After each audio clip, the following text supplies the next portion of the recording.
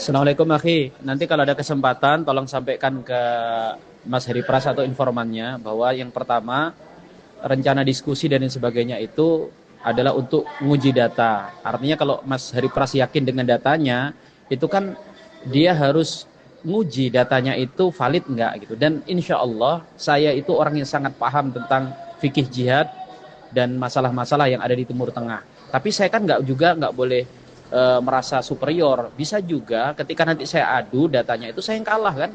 Dan biasa dalam diskusi kalau ternyata data beliau lebih unggul, itu saya rujuk. Udah kita nggak dukung lagi Hamas misalnya. Tapi kalau data itu nggak diadu, dari mana beliau tahu kalau itu data valid? Itu yang pertama. Yang kedua, sampaikan bahwa saya itu termasuk mengapresiasi keberanian beliau itu. Bahkan di awal-awal bahasan ketika dia mengomentari pesilat-pesilat yang halu, itu saya sempat muji, sempat komen itu luar biasa bagus dan sebagainya. Ini tolong sampaikan. Bahkan termasuk ketika beliau mengangkat kisah-kisah khurafat sebagian oknum-oknum ulama gitu. Itu masih masya Allah itu hal yang bagus gitu. Saya masih nggak menganggap itu sebagai masalah. Tapi ini kalau sudah jihad yang dikomentari para mujahidin yang mereka ini menyambung nyawa bela agama Allah. Terus ketika kita ini hidup di zaman hari ini, itu perang itu bukan cuma di lapangan ya, tapi juga informasi. Beliau termakan dengan informasi propaganda musuh-musuh Islam. Itu yang disayangkan. Nah itu sehingga beliau secara sadar ataupun tidak sadar menjadi bagian dari para proksi Zionis untuk mematahkan perjuangan rakyat Palestina gitu. Terus selanjutnya betul bahwa Hamas itu telah melakukan beberapa kesalahan dan tidak ada jemaah manusia yang tidak melakukan kesalahan. Khalid aja ketika jihad jatuh ke dalam kesalahan. Sayyidina Khalid bin Walid radhiyallahu anhu.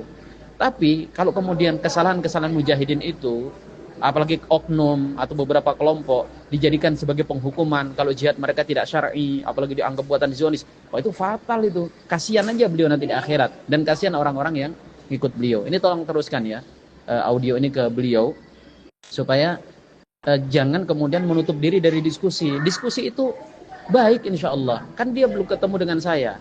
Ketemu kita ngobrol dan insya Allah nanti kita akan buat poin-poin kesepakatan. Karena yakin yang kita sepakati itu akan lebih banyak daripada yang tidak kita sepakati. Misalnya kita sepakat tuh bahwa Israel penjajah, Palestina dijajah. Kan itu kan. Terus sampai kemudian kita cari banyak kesepakatannya. Setelah kemudian tentu ada yang tidak disepakati. Apakah Hamas itu mujahid atau bukan gitu kan. Oke, nggak apa-apa. Dia mengatakan bukan mujahid. Tapi kemudian kita kerucutkan lagi. Apakah Hamas itu buatan Israel atau bukan? Nanti kita saling adu data. Kalau ternyata terbukti bukan, tuduhan selanjutnya apakah Hamas itu Zionis Syiah atau bukan? Kita saling adu data. Oh, ternyata kesimpulannya bukan misalnya. Baik, kalau bukan ahlu sunnah, dia itu bagaimana ketika kerjasama dengan Syiah? Apakah secara hukum agama itu boleh atau tidak? Intinya begitu kan. Kita tuh kalau debat, dialog, mengerucut kepada pendapat yang kira-kira bisa kita sepakati dulu. Dan semuanya itu maslahat. Saya husnudon, beliau itu ketika nyerang Hamas bukan karena ingin dukung Israel, nggak mungkin. Tapi karena nggak tega aja lihat rakyat Palestina yang dibantai. Gitu kan, dalam tanda kutip pembantaian itu. Dan beliau juga harus husnudon ketika saya itu membela Hamas bukan pengen rakyat Palestina dibantai.